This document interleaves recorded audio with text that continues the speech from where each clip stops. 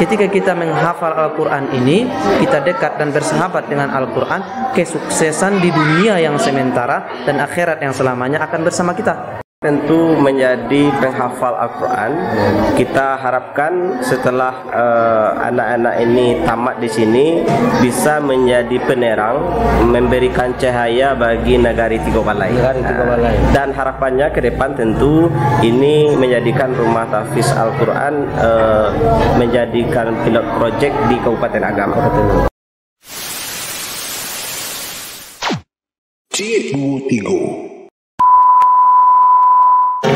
Baiklah, kali ini kita lanjutkan bincang-bincang ataupun wawancara kita masih di Rumah Tahfiz Al-Quran Nagari Tiga Balai. Kali ini kita lanjutkan dengan Ustadz ataupun tenaga pengajar, tenaga pendidik di Rumah Tahfiz Al-Quran ini.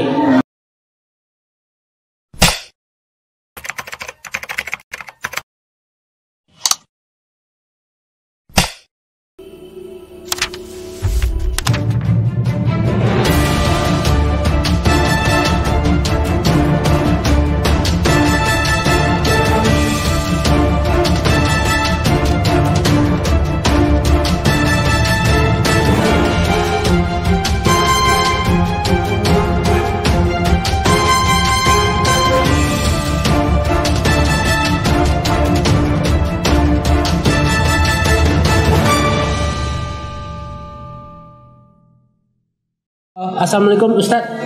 Waalaikumsalam. Sebelum kita lanjutkan wawancara kita, silakan diperkenalkan dulu namanya Ustadz. Bismillahirrahmanirrahim. Assalamualaikum warahmatullahi wabarakatuh. Perkenalkan, nama saya An-Nasul Khair, biasa dipanggil Ustadz Anas. Kemudian domisili saya di Bukit Tinggi. Umur Ustadz? Umur sekarang 23 tahun. Pekerjaan sehari-hari Ustadz? Kesibukan sehari-hari selain mengajar di Rumah Tahfiz Al-Quran Madani, ada jadi imam tetap di Bukit Tinggi. Kemudian mengisi kajian-kajian keislaman, kajian-kajian keagamaan, juga mengajar di Rumah Tahfiz Al-Quran Madani. Berarti setiap kali mengajar di sini, malam di sini atau pulang balik?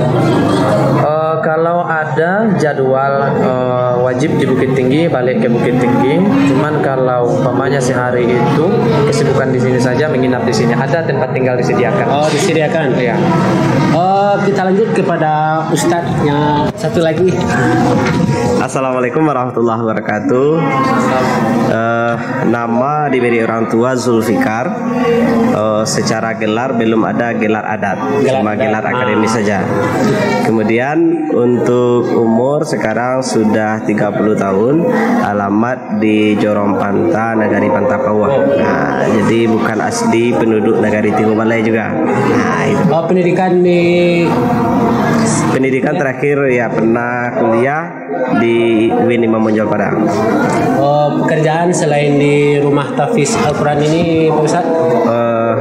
Saya hanya fokus di Rumah Tahfiz. Fokus di Rumah Tahfiz. Berarti yang khusus Ustadz karena masih di Kecamatan Matur. Ya. Pulang balik atau nginap di sini Ustadz? Saya pulang balik. Pulang balik ke Panta. Ya. Nah. Baiklah, mungkin juga kami ingin mengetahui apa atau Ustadz ini, kami juga ingin tahu berapa orang anak-anak di sini menempuh pendidikan Rumah Tahfiz Al-Quran ini Ustadz? Ya, untuk jumlahnya sekitar 85 orang. Itu jika pendidikan formalnya kita berjenjang juga, ada yang SD, ada yang sanawiyah atau SMP. Cuma sampai di situ. Untuk belajar di sini, Ustaz, metode atau cara mengajar untuk anak metode apa yang diajarkan untuk anak-anak itu supaya dia bisa cepat menangkap hafalan Al-Quran? Ya, metode yang digunakan Kalau untuk rumah tahfiz Al-Quran Madani kita menggunakan metode sistem talaki namanya. Sistem talaki. Talaki apa itu? Ya, di mana ada guru, murid, setoran secara langsung. Satu orang murid ini setoran kepada gurunya dengan jumlah hafalan yang telah ditargetkan pada hari sebelumnya. Nah, jadi anak ini kita berikan kewajiban untuk menghafal satu halaman atau 2 halaman sehari, kemudian disetorkan kepada gurunya. Oh, berarti langsung ya? Langsung setor kepada guru. Berapa hari anak-anak dalam 1 minggu menempuh pendidikan di rumah tahfiz Al-Quran Madani ini, Ustaz?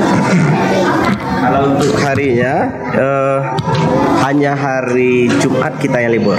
Jadi Senin, Selasa, Rabu, Kamis itu anak-anak masuk ke sini pukul 15.00 WIB atau jam 3 sore sampai jam 6 sore. Jadi kalau dijumlahkan mungkin sekitar 180 menit per hari. Sedangkan di hari Sabtu dan Minggu kita ada kegiatan mabit menginap di rumah tahfiz untuk program santri ini yang ikut program tahfiz saja. Nah, jadi sebelumnya di rumah tahfiz ini kita ada 3 program. Ada program tahfiz, program BTA, baca tulis Al-Quran. Kemudian yang ketiga program tahsin bagi ibu-ibu, memperbaiki bacaan. Buat ibu-ibu. Ya. Tadi disampaikan juga oleh Ustaz sistem setoran anak-anak melakukan ke gurunya. Apakah semua pendidik atau semua guru-gurunya atau ustadznya seperti itu semuanya untuk sistem laporan anak-anak, setoran anak-anak?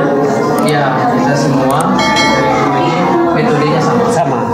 Jadi murid-murid setoran kepada guru masing-masing.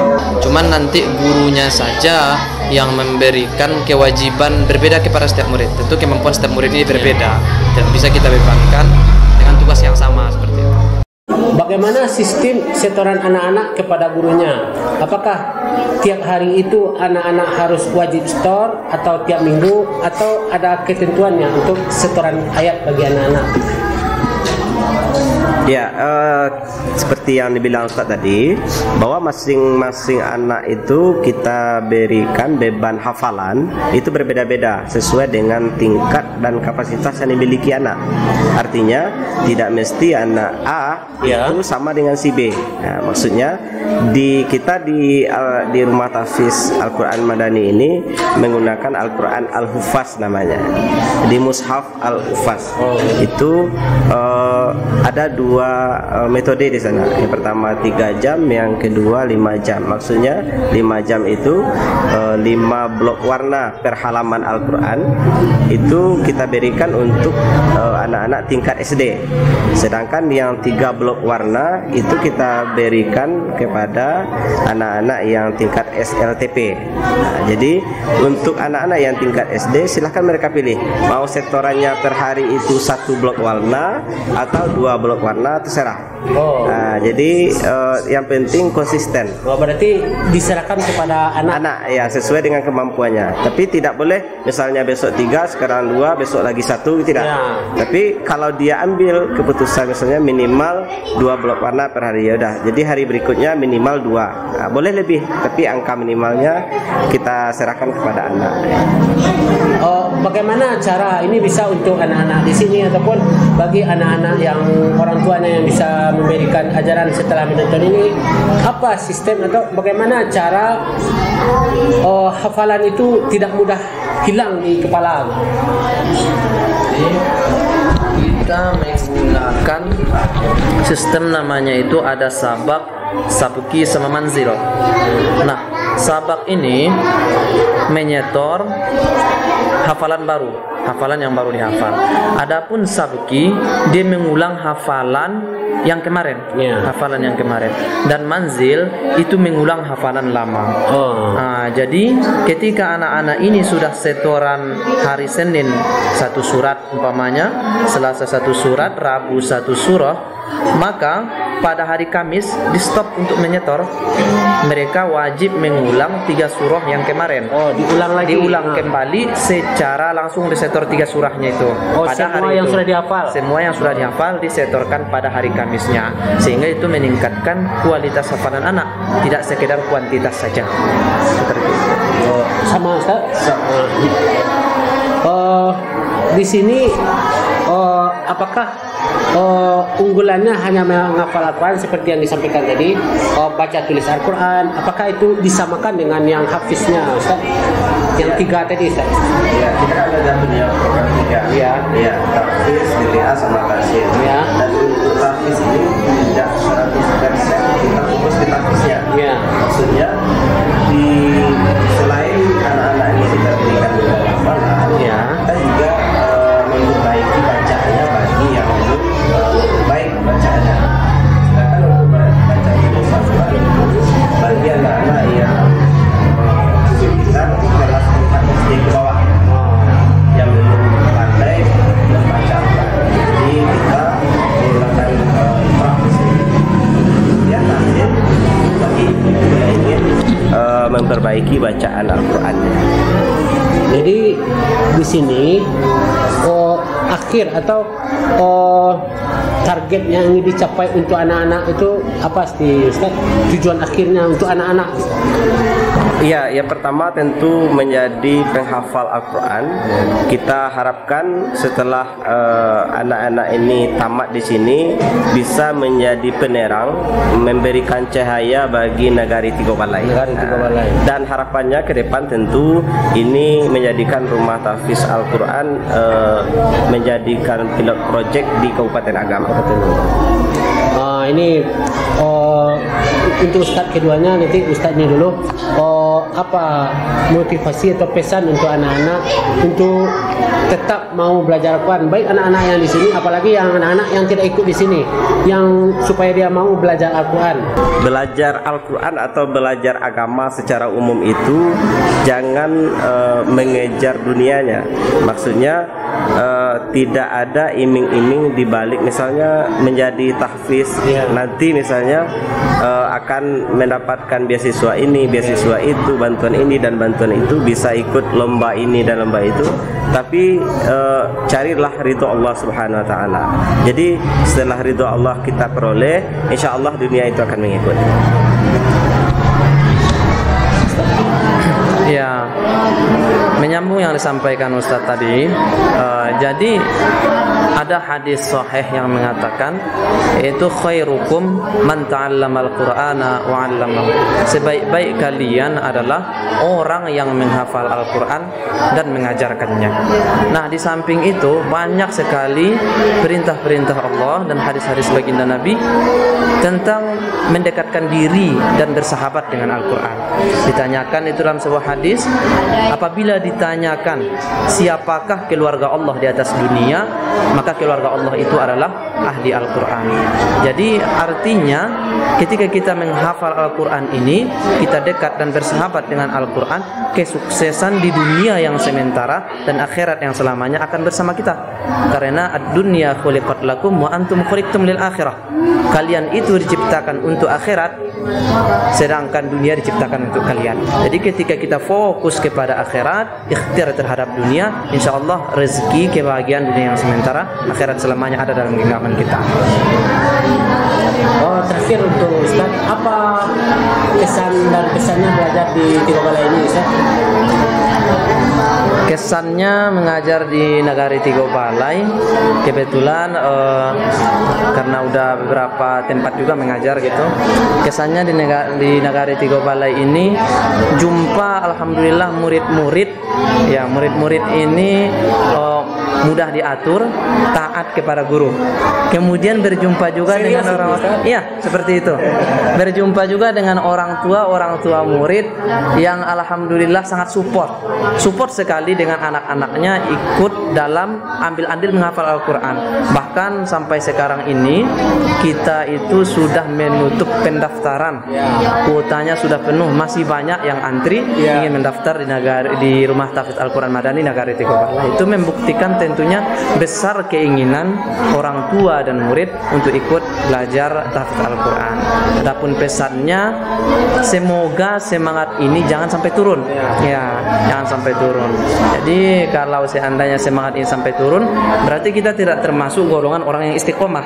Padahal dikatakan al istiqomah khairum min alfin barokah. Istiqomah itu jauh lebih bagus daripada 1000 keramat. Nah, jadi artinya keistiqomahan inilah yang membawa keberhasilan keberhasilan nanti. Semangat ini alhamdulillah, namun semangat ini perlu kita pertahankan ke depannya. Ya, saya sangat apresiasi yang luar biasa, baik ke pemerintah Nagari Tigo Balai, para perantau maupun masyarakat secara umum.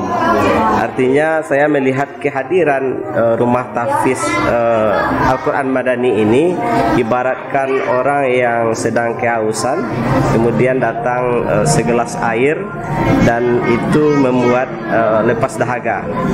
Jadi memang kehadiran rumah tahfiz ini saya melihatnya sebagai orang pendatang di sini, support yang diberikan baik pemerintah Nagari, para perantau dan masyarakatnya sangat luar biasa.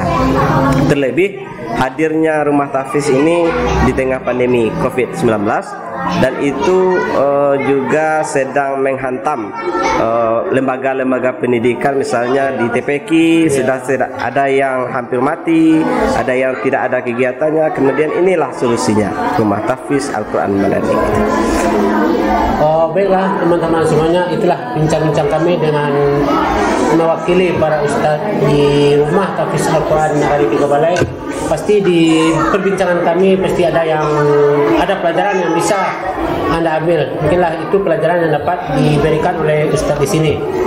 Sebelum diakhiri pembicaraan ini, bagi Anda yang belum mengklik tombol subscribe, jangan lupa mengklik tombol subscribe dan tombol loncengnya untuk mendapatkan informasi terbaru dan terupdate dari channel YouTube saya ini.